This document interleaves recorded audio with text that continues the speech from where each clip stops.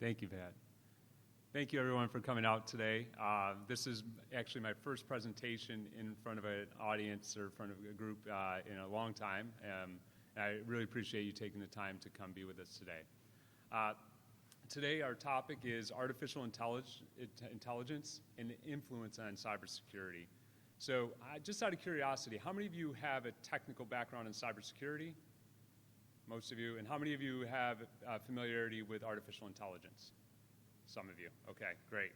So is anyone familiar with this? Shall we play a game? This is typically where I usually throw out rewards, but if you're not familiar, this was actually a movie that came out when I was a teenager, War Games, in 1983. And I remember thinking back then that, would we ever live in a world where artificial intelligence would have some impact on our armed forces and how we engage with other countries? And we're at that point in time. Now, as we'll learn, we're not where War Games is. We still have some control over artificial intelligence, but artificial intelligence is seeping into all parts of our business, military, and personal lives, and as we'll see, cybersecurity as well.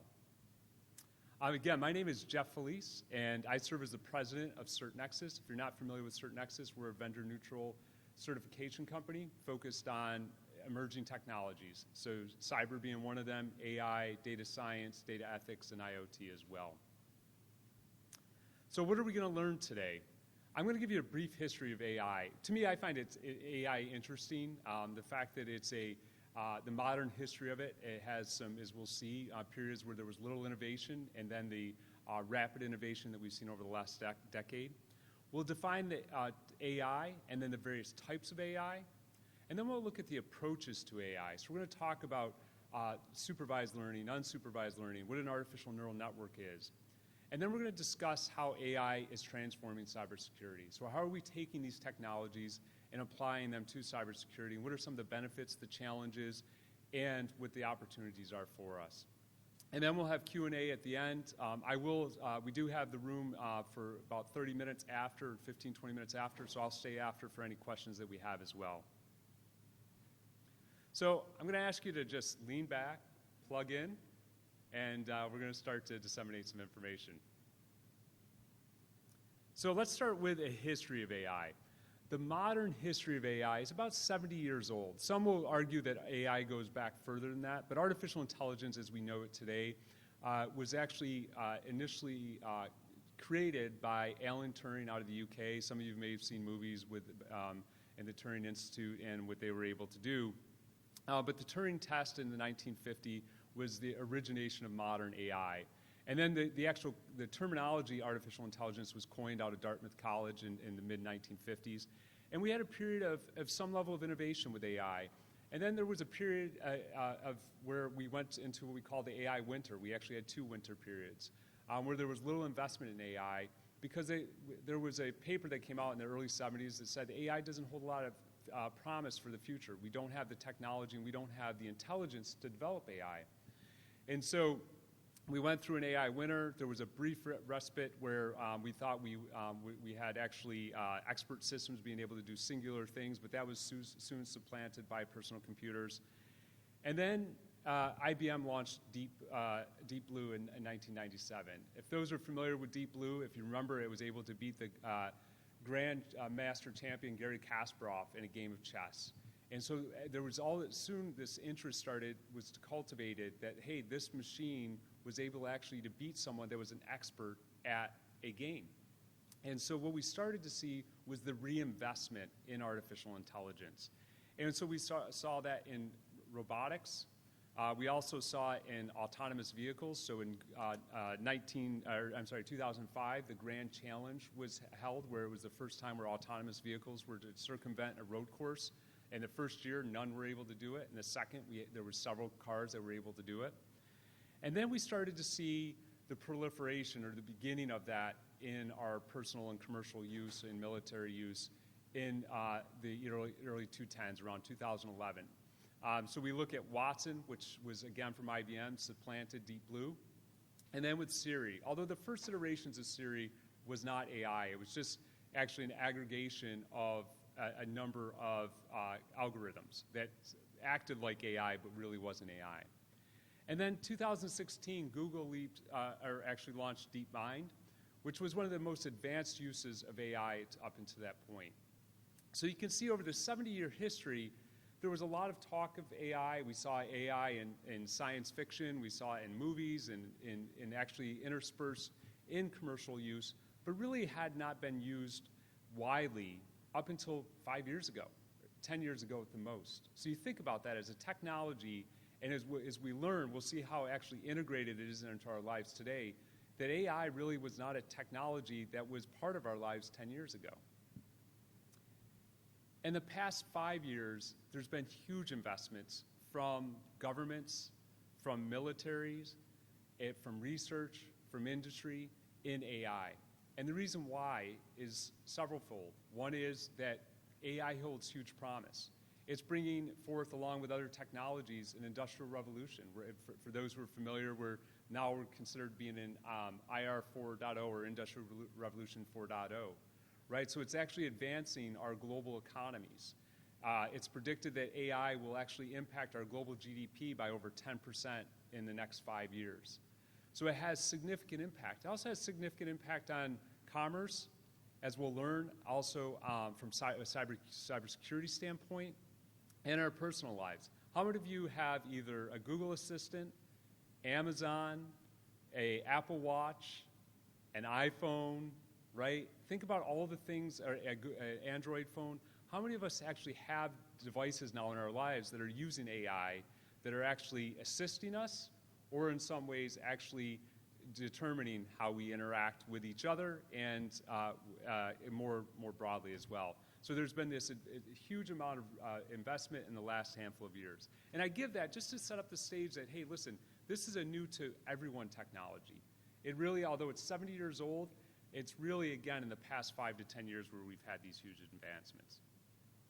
So the first thing we're going to do is we're going to start to define AI and the types. And the first thing that we have to understand is machines do not have intelligence, right? They're not sentient beings. We've essentially prescribed a sentient being term, intelligence, to machines, right? And so what is artificial intelligence? And really what it boils down to is we have prescribed the ability for machines to learn.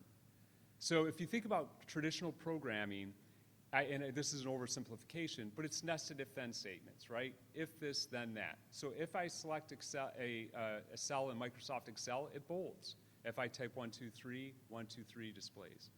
With artificial intelligence, we're going beyond that. The algorithms don't just tell us don't do just what we tell it, but it actually learns from the data that we provide to it.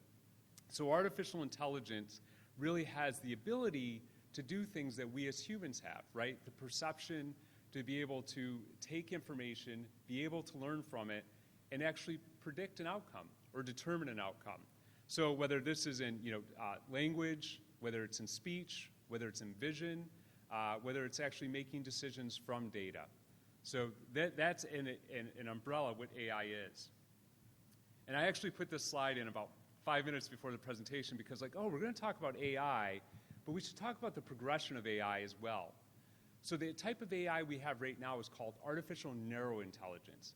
It means that a computer is able to learn and do something, but typically one thing really well. So when you look at these most advanced algorithms, and so for those who are familiar with the most advanced algorithm to date, it's GPT-3. It was developed by OpenAI. It's since been licensed by Microsoft. China has claimed that they have a more advanced algorithm, BAII.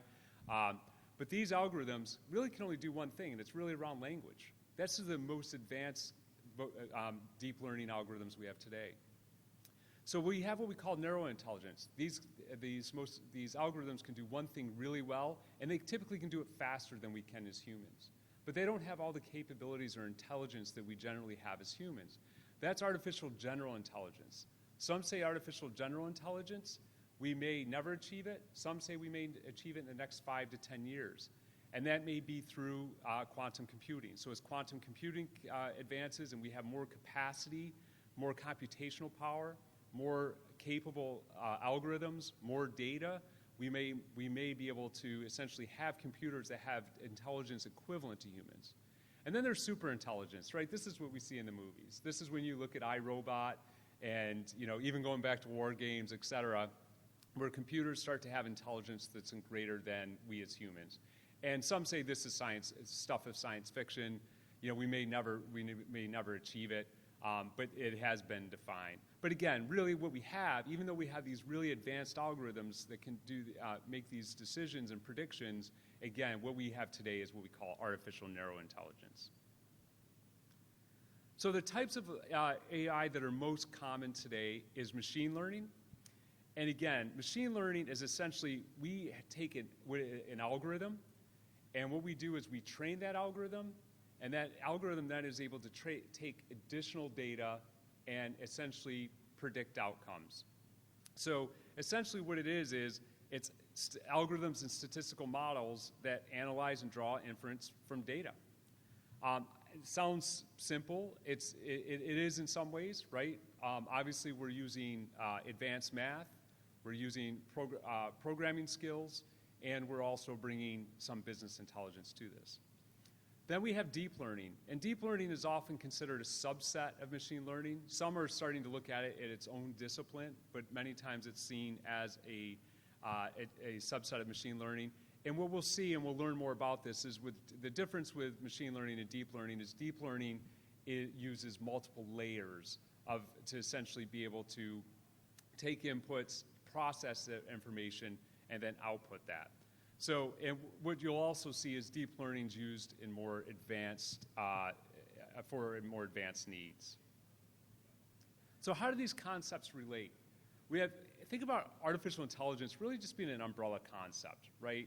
We talk about AI, but AI is typically either machine learning, deep learning, or some other autonomous technology that we use, robotics, et cetera. But AI is, again, that umbrella concept. Machine learning, again, the most often used. So many times when we look at, and we'll learn more about email, spam filters and fraud detection, et cetera, a lot of times that's used in machine learning. And the more advanced capabilities that we're using today are using deep learning. Again, many times that's going to be around natural language processing, computer vision, and other types of deep learning applications. So how does this work? So if you think about it, again, a traditional algorithm is a programmer programs that algorithm, they compile that, and then they put it into production. And then someone tests it. Does it work, right? Going back to that example of Microsoft Excel. When someone clicks on a Microsoft Excel cell, does it bold? Well, it does. It does bold. It passes. It's binary, right? So that's how a traditional algorithm works. With machine learning, what we're doing is we're taking an algorithm and we take a training set of data. So this is data that either comes from internal to our organization. There's open source, open data sources, much like there's open source programming available to us. There's open source data. And we can take that data and run it through our algorithm, or we can purchase the data as well. But ultimately, what we do is we take that data and we run it through our algorithm. The algorithm starts to make predictions, and then those predictions are evaluated, either by the machine itself and or with humans. And then what happens is that algorithm's informed of those predictions, and it learns. So, for example, I use an example. There's a piece of software, and this is not related to cybersecurity. Well, let's do something cybersecurity related, right? Let's take something that's a suspected phishing email, right? And we use our organizational data. And what it realizes after a while that, hey, Felice, which is also happy in Spanish, is actually not something we want to filter out, right? So what we want to do is we want that to be inclusive. So we essentially inform the algorithm that Felice is actually is an approved term, right? Or it could be an approved IP address or whatever it may be. And what happens then is the algorithm learns, and so the next time it encounters the word Felice, it's actually going to allow it through our filter, right? That's a very simplistic view, but that's how it works. With deep learning, it's a little more complex. What we're doing now is we're taking information and we're processing it through multiple layers. So take an image. What we're doing is we're taking that image, and typically it would actually be evaluating this or processing it at potentially the pixel level. But we've simplified here, and this image is actually broken down into actual shapes. So a crescent moon, a triangle, a rhombus, an ellipsis. And then what it does is starts to look at that information and says, hey, that looks like a mouth. It looks like a nose. It looks like eyes. It looks like an ear. And then as it assembles that information together, it makes a prediction. Is that a rabbit face or is it a human face? And it correctly predicts that it's a human face. So again, machine learning and deep learning both are taking information and using that information to make predictive outcomes. It's just the deep learning will actually do this through multiple layers, and we'll actually look at the construct of how an artificial neural network works, but essentially it's doing it through multiple layers. So when do you use machine learning versus deep learning? So we think about this is, programmatically, we use machine learning typically when we have fewer data sets to work from. So if you think about it internally, if you're building AI and you say, hey, I have 1,000 images, as opposed to Google that can actually scrape the web and has millions and potentially billions of images, or Facebook or whoever it may be, I'm going to typically use machine learning. If I have access to that larger data set, or that larger data set's determining what I'm going to do, I may look to deep learning. We'll also, and we'll learn a little bit more about classification, but when I can actually inform the algorithm more about what are the features, essentially what is the things that we want to measure, and how do we measure them, where an algorithm in deep learning is going to do that themselves. Also, when I have a pretty good determinant of idea of the outcome, right? So with machine learning, for example, using Felice in the spam filter, right? I know I want Felice to be included, right? But with deep learning, maybe I don't know, and I want actually the deep learning algorithm to tell me what to include or exclude. And machine learning we use it for complex problems, right? We still use it today in cybersecurity, as we'll learn, for fraud detection, email filters, et cetera, a number of things. But really what we're using deep learning for is our most complex problems. And typically those complex problems are more abstract. Many times they include language as well, or trying to take a physical world or images and being able to disseminate that information in logical ways. So we've talked about the umbrella concept of AI. We've talked about machine learning being the primary use of AI today, with deep learning being a subset for more advanced use. We're going to just dip in for a second and talk about the approaches to AI. So there's three primary approaches to AI, which are supervised learning, unsupervised learning, and reinforcement learning. So what is supervised learning? Supervised learning is typically when we have a lot of information about what we want the outcome to be, and we're going to guide it, essentially. So what we have is we typically have examples, and in this case we use medical records because we all have all of us would have medical records, right? It's something familiar to us. And so we have examples, and those examples are each patient, right? And in this case, the patients have IDs, they're obfuscated, right? Because we're not going to give up personal identifiable information, PII. But so we have patients, and those patients each have measurable properties, which are called features, right? And these features are the weight, the height, and the blood pressures of individuals. And then we have a label. This is the variable that we're trying to predict.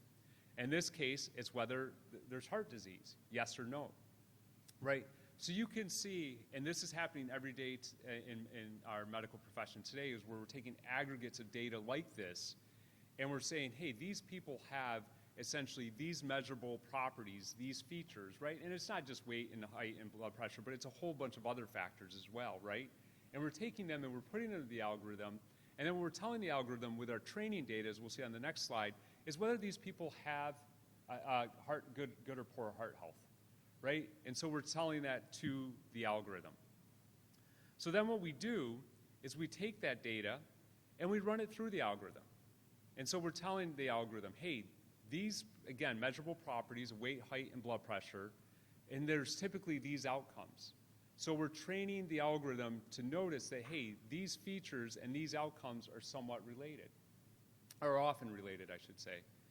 Then what happens is we take our new data, right? Let's just say we took the data of everyone attending today and we put it through that algorithm. The algorithm is going to make predictions, right? It's going to make predictions based on your weight, your height, your blood pressure, potentially other familial factors, right? Hereditary disease, smoking, exercise, right? There's a whole bunch of other things that we potentially would include in here, and that algorithm's going to be able to make predictions. So that's how algorithms work, right? We take that data through supervised, we essentially we provide a lot of information to the algorithm learns from that, and then we bring new data through it, and it actually then will make those predictive outcomes based on what it's learned previously. And algorithms continuously learn. So we take the next group, let's say the group that comes in here at 11:30, and we put their data through, the algorithm's going to learn not only from that training set of data, but this group, and it's going to continue to learn and apply that to future groups as well. Then we have unsupervised learning. Unsupervised learning is a lot like supervised learning, except for we're not labeling the outcome. What we're now allowing to do is giving some control of decision making to the algorithm. The algorithm is now going to label that outcome. So what we're going to say is, in this example, hey, some of you stopped at McDonald's this morning, and some of you may have had oatmeals with blueberries on it, right? Some of you may have worked out this morning. Some of you may have slept in this morning, right?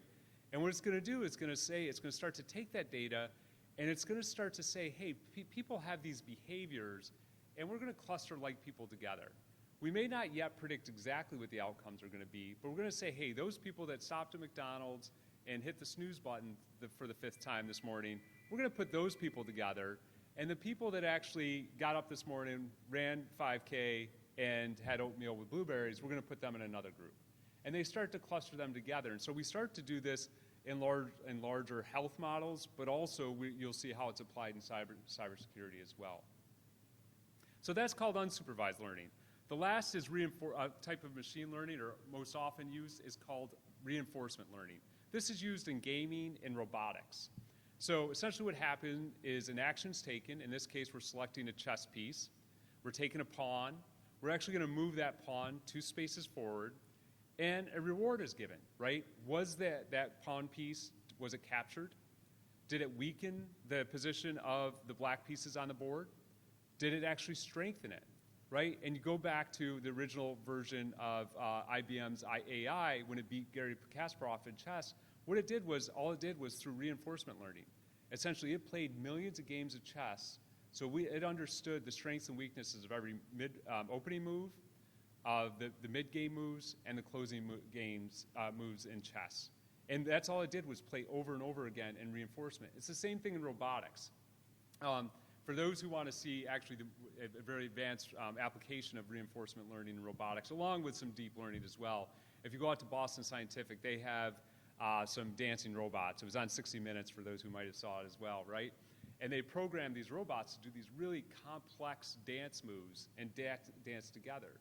Now, what it was just really showing the capability of essentially this learning, right? They were able to understand the mobility of them, the ability for computer vision to be able to see other robots and movement next to them, et cetera, a number of things they were able to do. But again, that's reinforcement learning, and robotics are very tied together, and you'll see that often used. We also have deep learning. Due to time, we're not going to get into all the deep learning approaches, but deep learning is essentially made up of artificial neural networks. We have 2 most common types, which are feed-forward and recurrent. But again, for the sake of time today, we're just going to talk about artificial neural networks. So artificial neural networks are similar to the structure of a human brain. It's not a brain, right? A machine does not have a brain. It has a CPU, and more often, you will see with AI, they're using graphical processor units, or GPUs now. In the future, that may again migrate to quantum computing, but we're seeing CPUs or GPUs right now. But essentially, what is a CPU, right? It's a central processing unit, right? It's much like our brain. Our brain is made up of neurons. They're connected by synapses, and essentially electric goes over those synapses to those neurons, right? Which allows me to speak, allows me to see, allows me to actually touch something and do all those simultaneously. Well, it's the same thing with a computer. What we've done now is with a computer, we've actually, with artificial neural networks, we have these nodes. And these nodes are connected. And what we're doing is we're passing information across those nodes like we pass information across our neurons. So what we typically have is we'll have, again, multiple layers as we saw before. We'll typically have an input layer. And this is where before we're inputting that image.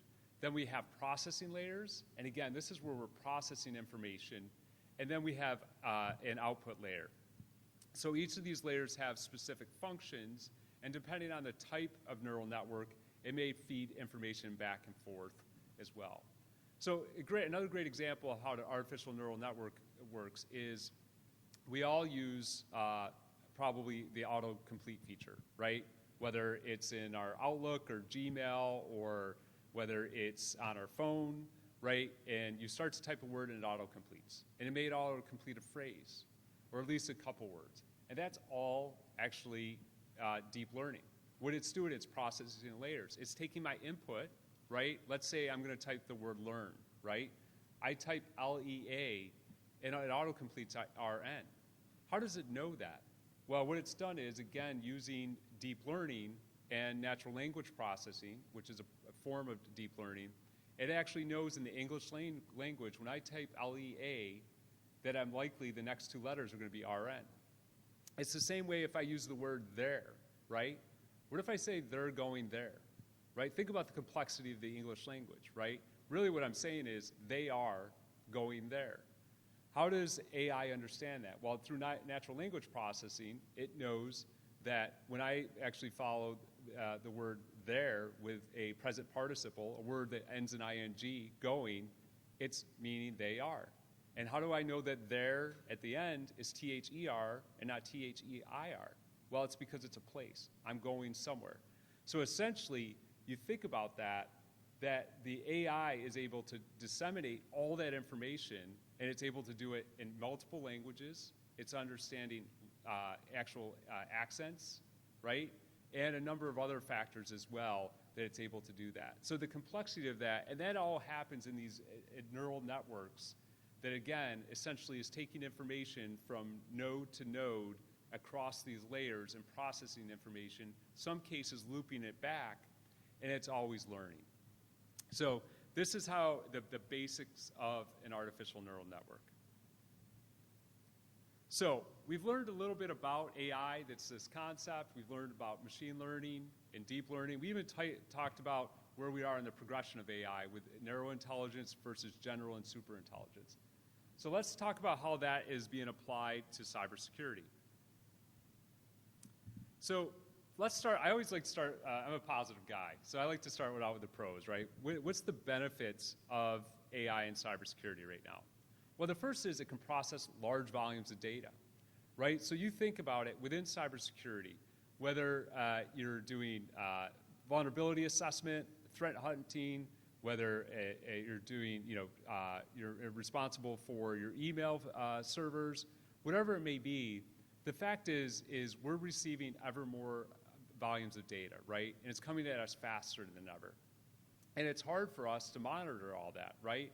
Even if we're actively analyzing, log files and network traffic, et cetera, the fact is that we can't keep up with all of that.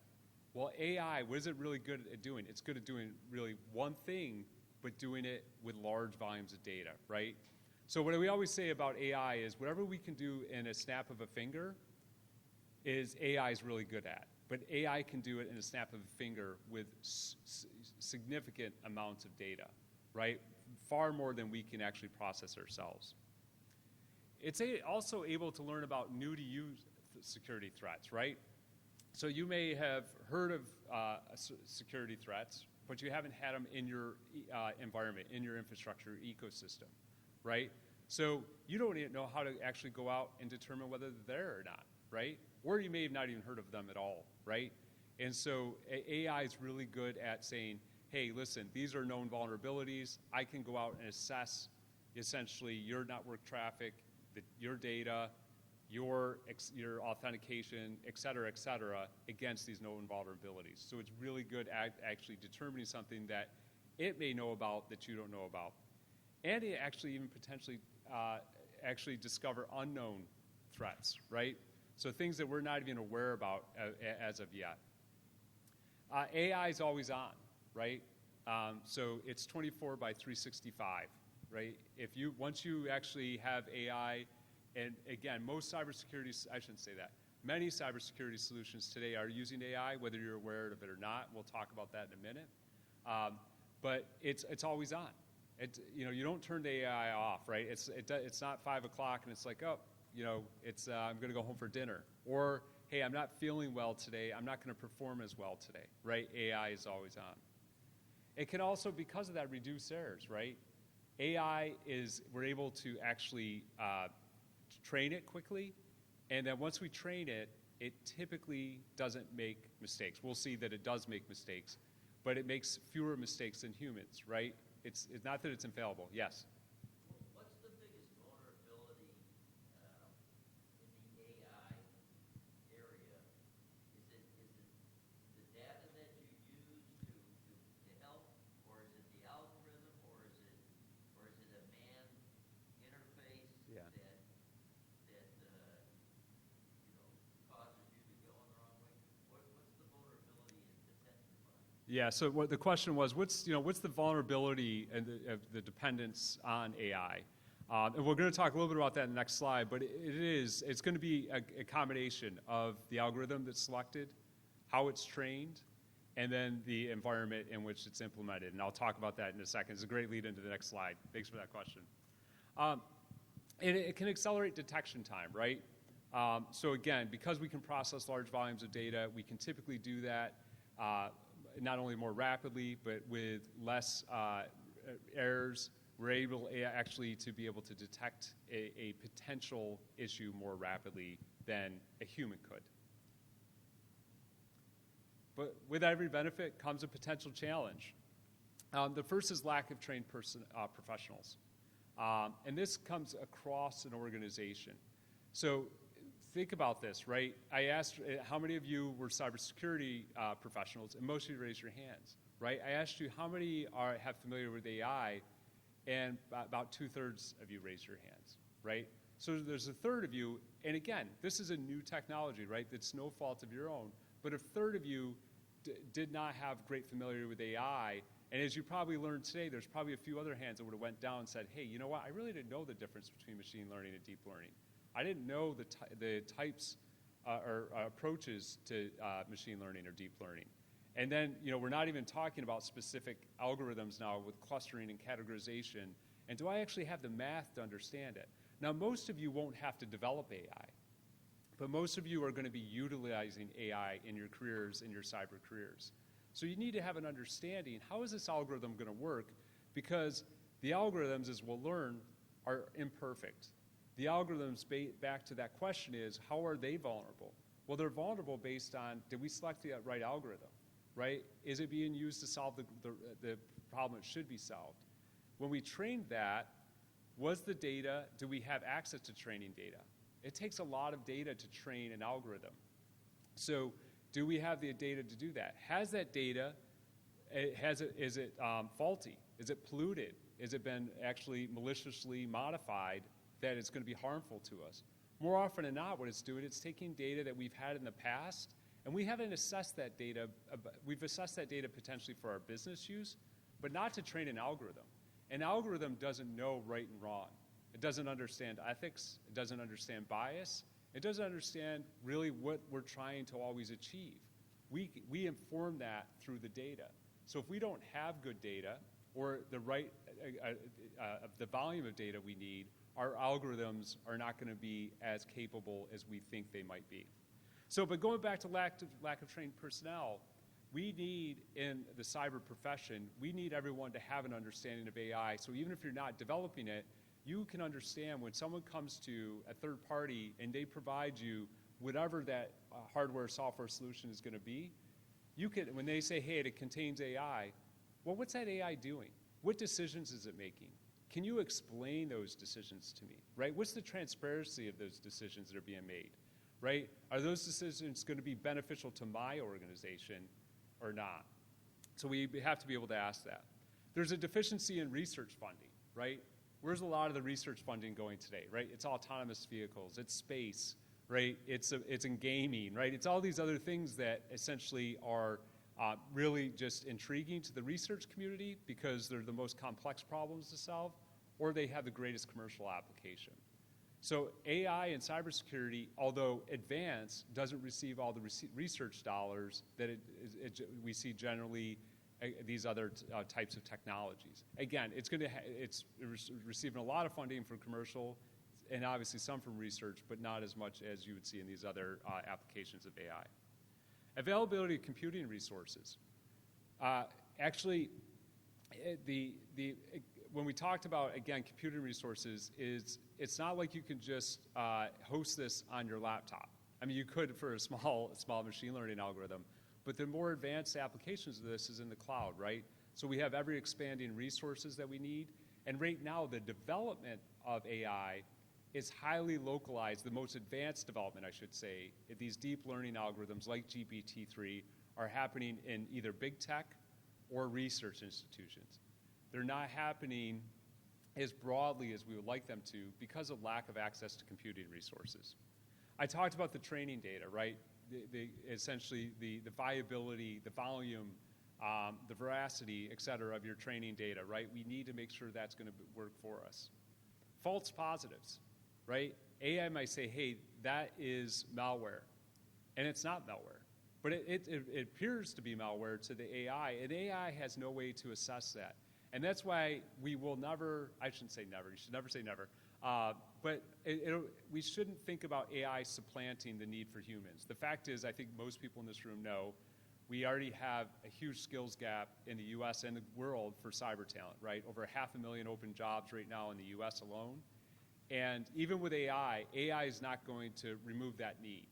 You're still going to need people with AI because AI can produce false positives. So when AI, and this happens in not only cybersecurity, but in diagnostics, in medicine, et cetera, is that you want a human being able to interpret that final data. So you may rely on the AI to take all that data and make its initial prediction, but you want a human to be able to assess that and to be able to determine whether that's true or not. And then, unfortunately, hackers are using AI, right? With the good comes the bad, right? So the hacking community, the cyber criminals, that community has as much access, in some cases more than we do as cyber professionals to AI. And they're using it, and we'll see that as well. So how are they using it? They're using it to gather data, right? To better profile their potential victims, right? So again, whether this is state actors or your local criminal, they're essentially gathering that data to better understand who they're going to attack. They're using it in ransomware, right? Ransomware attacks are on the increase. Their sophistication is increasing as well, right? And some of this is through the use of AI. Phishing and spear phishing and whaling, right?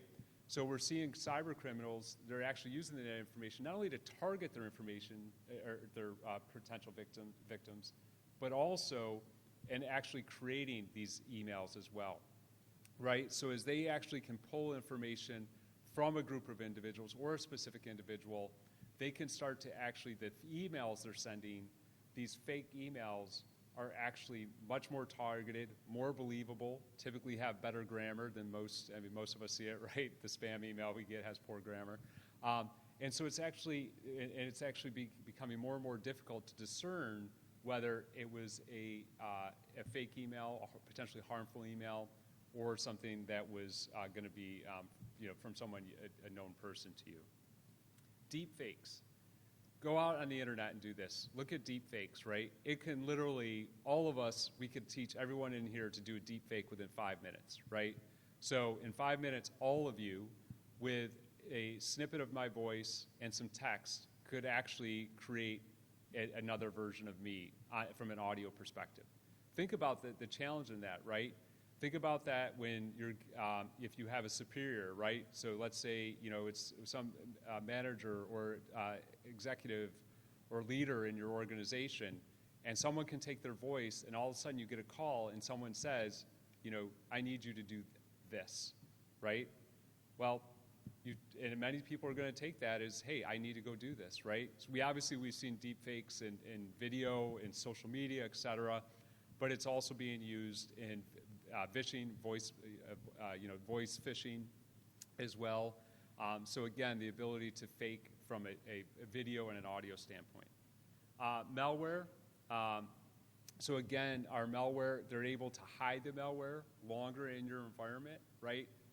We've seen some, very significant breaches, and we already know it takes months to typically know that something is happening before it does in the most sophisticated ways, some of the most sophisticated attacks.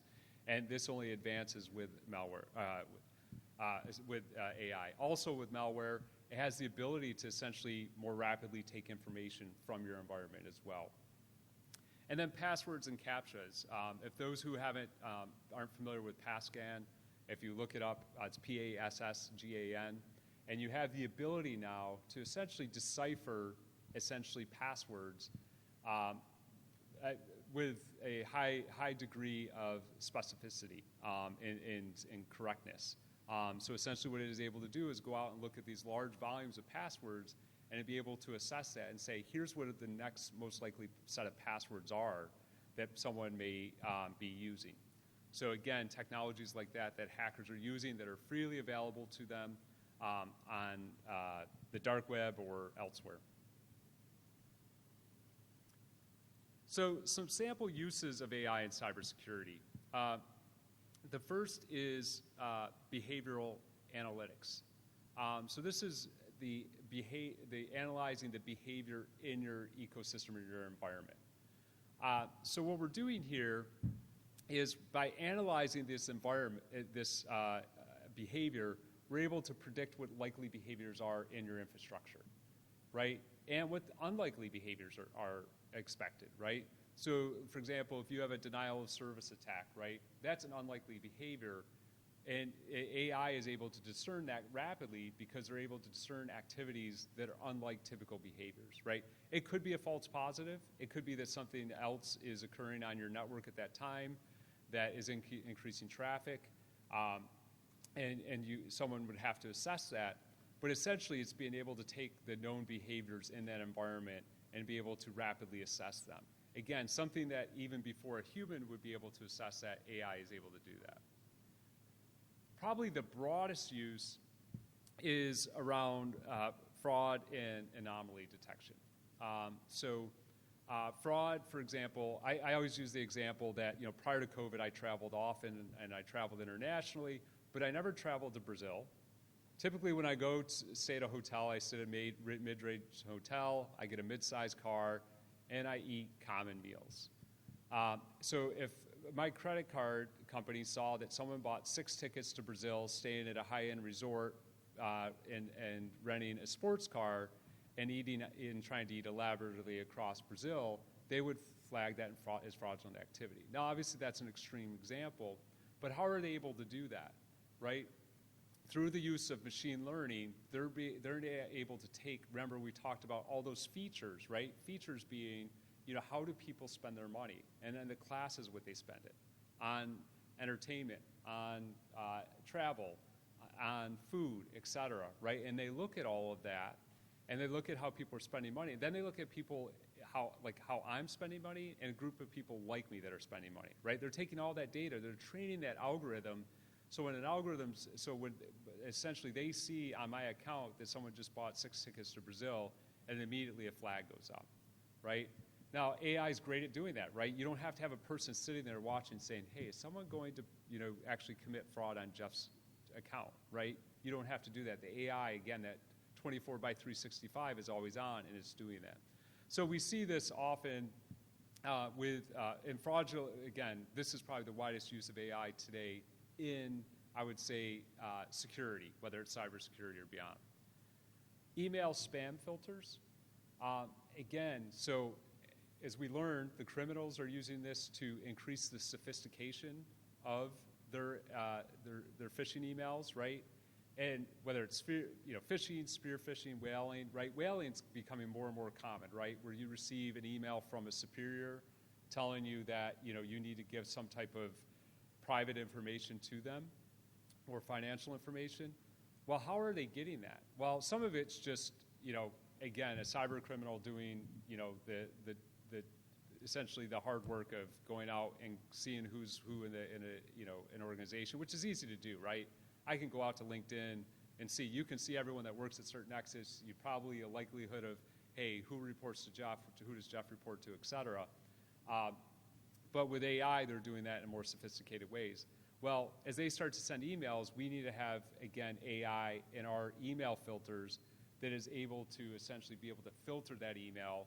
So we're essentially being able to segregate the emails that we think are potentially most harmful to our organization. Also with botnets, so not only the detection, but the prevention of botnets as well. So we're able to do this with AI. Again, it's machine versus machine in this case. And again, with the application of AI, we're able to do that. Vulnerability management, right? We can manage the vulnerabilities we know. It's hard to manage the vulnerabilities we don't know about, right? So even the ones we know about, AI is able to help us to better assess that. So if for those that have a programming background, you're probably familiar with GitHub. And GitHub actually developed an AI that went out to assess the vulnerabilities, and they just did it in the public-facing code. So anyone that has private code on GitHub, they did not do this for you. But for public-facing code, typically open source code, they went out and they actually ran their AI across it to assess vulnerabilities. They found nearly 20,000 vulnerabilities in the code that was in open source code that's being essentially made available to the public. And you think about it, 2/3 of code is reused today, right? As programmers, good programmers will tell you, right? I'm not going to recreate the wheel. I'm going to go out and borrow something, right? And then in many cases with open source, I have the ability to do that. What they're not thinking about is what level of vulnerability does that potentially bring to that piece of software, right? So GitHub has done this, and they've gone out and actually now have this. It's a tool that you can also use for your private code as well to assess that. But think about the vulnerabilities you don't know, right? What's out on the dark web? So AI can also do that. It can go out and start to see what the activity is on the dark web and what are likely vulnerabilities to come, right? So think about that, right? Is essentially having an understanding of here are the sets of vulnerabilities known to us. Here are the set of vulnerabilities that are new, that have yet to be deployed or implemented, and here are the ones through chatter, et cetera, other exchanges that are likely to happen. AI is able to help us do that. Anti-malware, again, not only looking at text files, but non-text files as well, right? Think about the amount of video that we have now and the amount of audio, images that we have in our infrastructure and ecosystems, right? And the fact is we need to be able to assess that as well as we do text and other forms of information.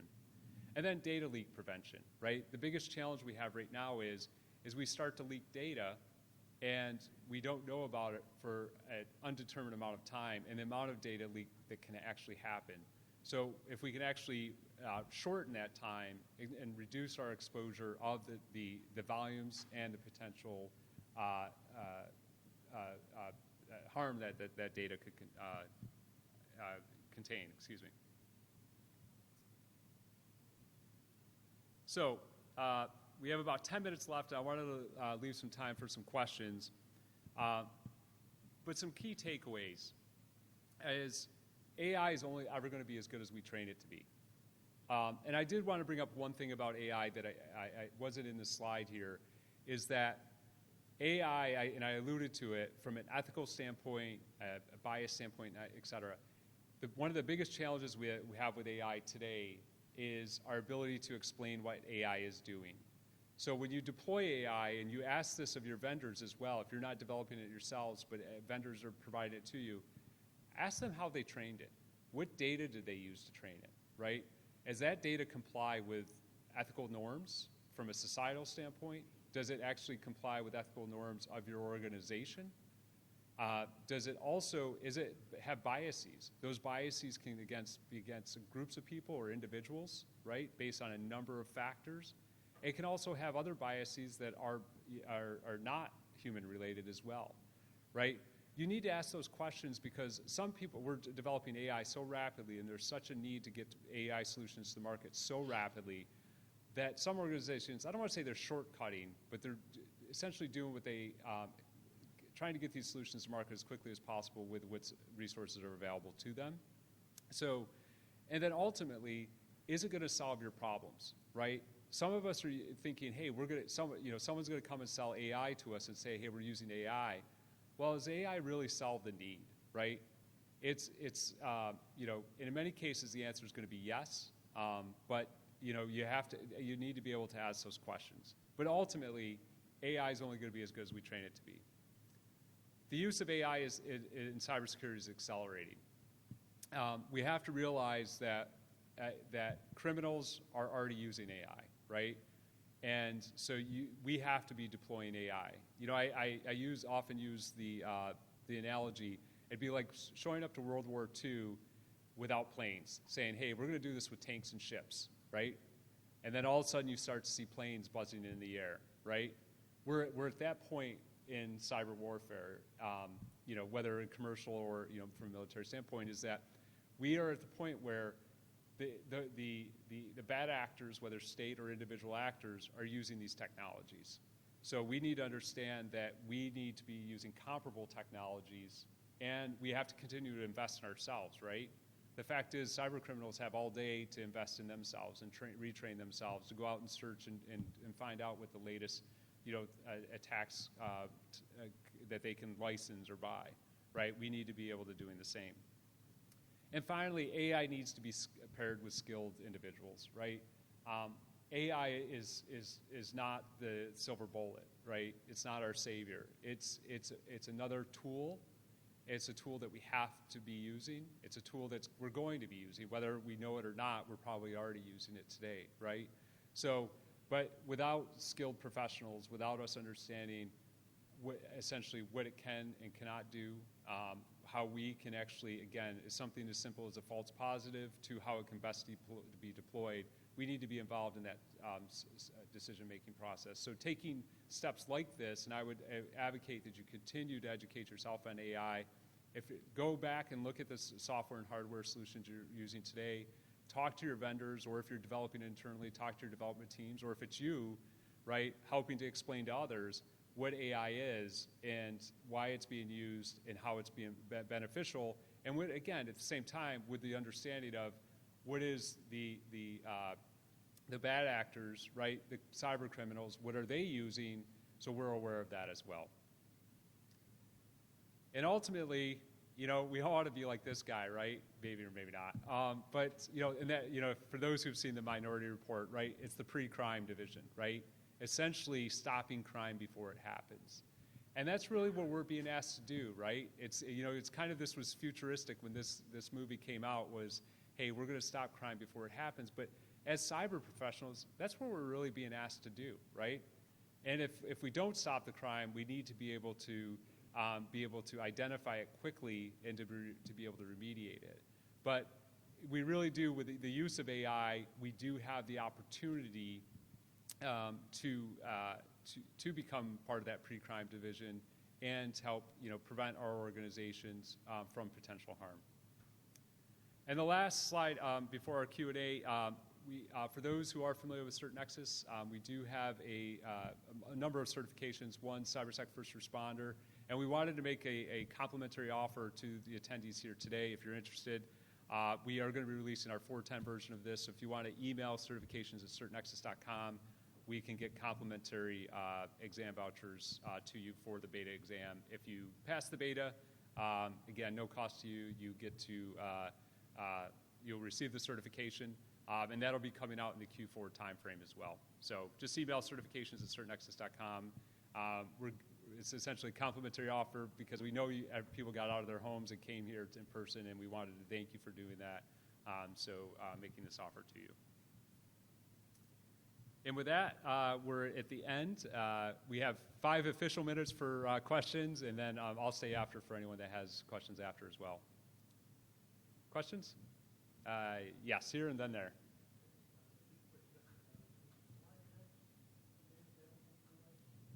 Questions, slide decks will be made available. If they're not generally available, you can email me, and I'll definitely make this available to anyone that wants it.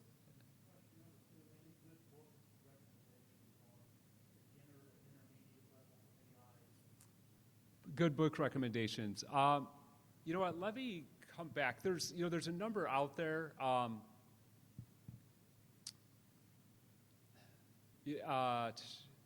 It's hard because a lot of them don't pertain to cybersecurity. When I think about it, a lot of them talks about the general challenges of AI or general uses of AI. But that's a really good, maybe I should have thought about that. It's a good book opportunity for someone who wants to write the book, because there's really not a good book that I'm aware of, if anyone else here is, on AI specific to cybersecurity. What I would say, though, is there are a number of books out there about AI specifically, and obviously a lot of education vehicles out there is available as well. Other questions?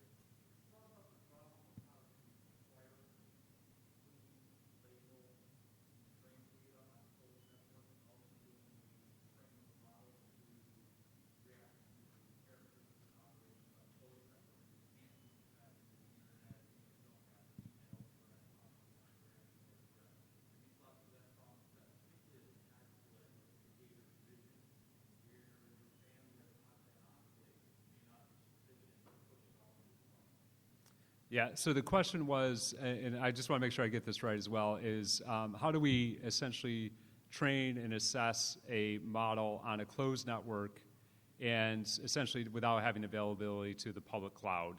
Is that a good assessment?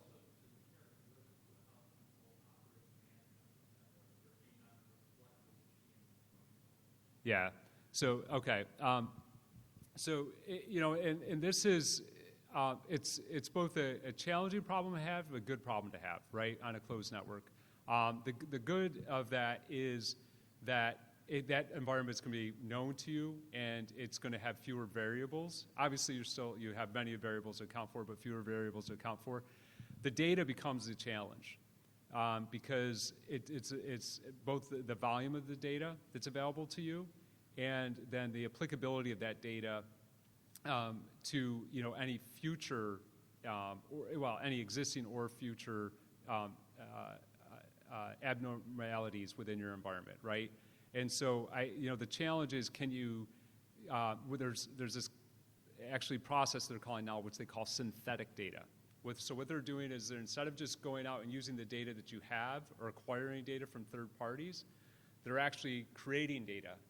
And so this is potentially a good opportunity for a closed network, is with synthetic data. You go out and create data that you would think approximate the data in your environment, and that would actually help you to essentially get more data to be able to use in a machine learning and potentially deep learning application. So, but it is a challenging environment, because with closed, it's, you have the benefits of it, but the challenges with the data. Yes?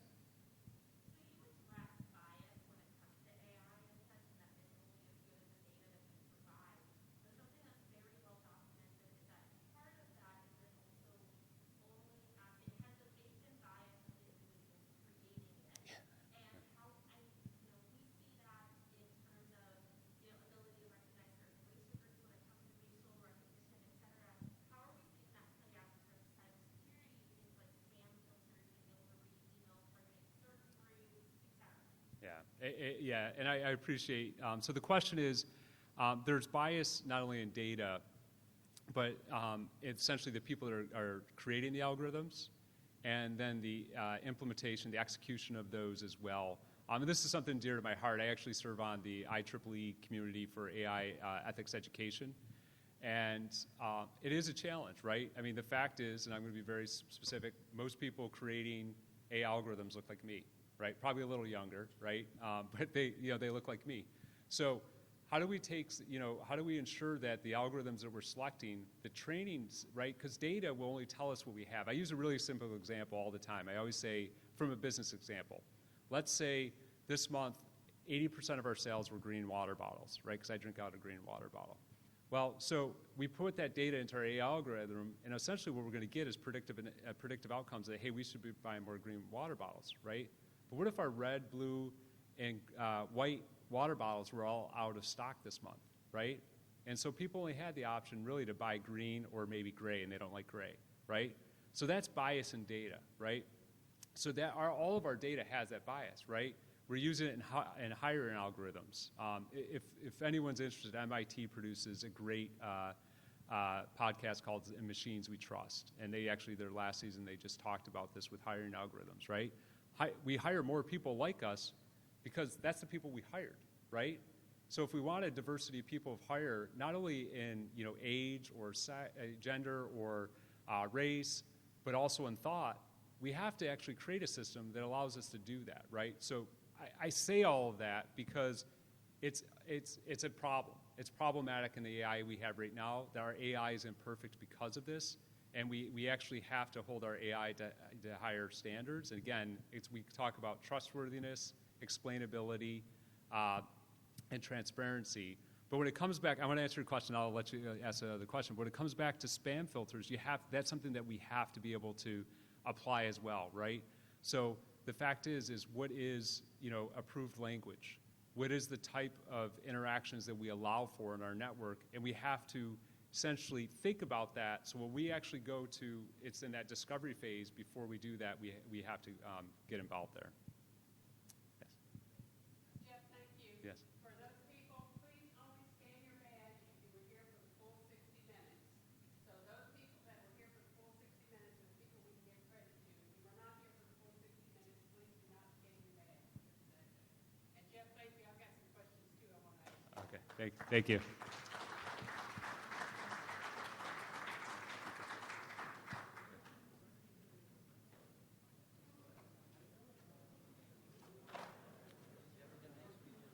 Yeah, sure, bro. You mentioned the program that did password predictions. Yeah, it's PASSGAN. PASSGAN. G-A-N? GAN. Yeah. PASSGAN. PASSGAN. Okay. Thank you very much. Appreciate it. Thank you. Thank you. You had people come in even though they were late. That's what Richard liked to do. So you get them to see what's in there. Okay. And my question was, how is the vulnerability of the investment you actually where they're going to go?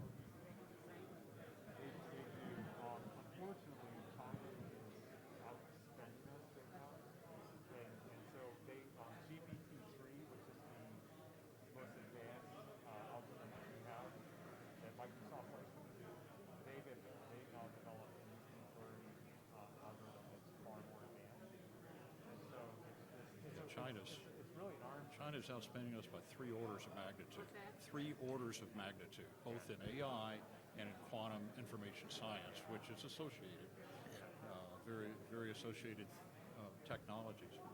It's really, We've, it's a new arm. what a lot of companies, Bring that out, but you have to do questions from everybody else. I didn't really want to. what a lot of companies calling AI is just statistical inference. They're not doing AI. They want to sound like they're doing AI, but we've been doing statistical inference 200 years. And AI itself, mostly in a classified form, has been in the military for at least 40 years.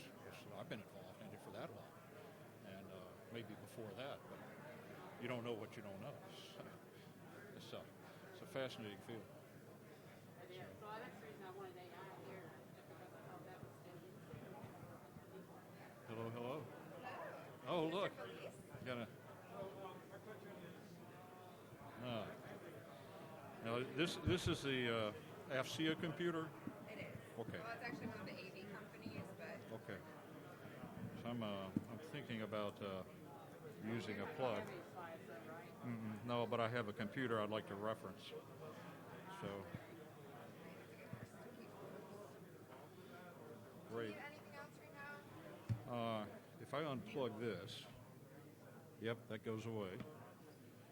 So you weren't going to put anything up for me, right? I'm going to pull this here. You're the right input. Yeah, I've got the right input. I just need to get it over to this side. Ah, that'll work. I see that. No, I'm afraid it's going to have to go over here. No, not going to go this way. There we go. That's the one I'm looking for.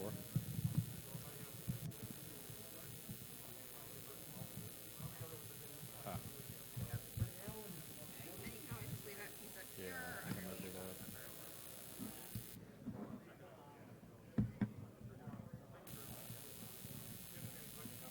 Hey, good to see you. You don't remember me? No, You no. spoke at our, you did a Zoom session for Atlanta AFCEA. Oh yeah, I remember, Paul. Yeah. appreciate But the face mask, I don't remember anybody. I saw Susan Lawrence last night, and I had no clue who she was because she had a face mask. And then she took a mask off. She go, oh yeah, I see. Well, and then people changing their hair. Yeah. You know, like people didn't have beards and all that stuff. Yeah. So I've got a beard now. A lot of people don't.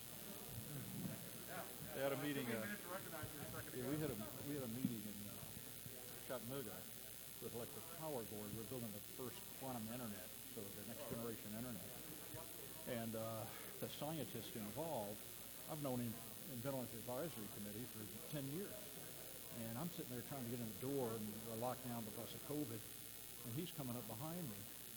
And so I seen him coming. I said, I can't get in. He says, well, I've got a meeting at 10. I said, yeah, so do I, Duncan. He said, how'd you know my name? The beard threw him off completely.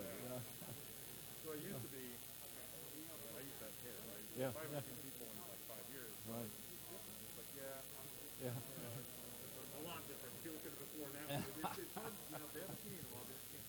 Yeah. Well, I've considered going Michael Jordan, just shave it all off. But I think that's the way to go. But It's easier. yeah.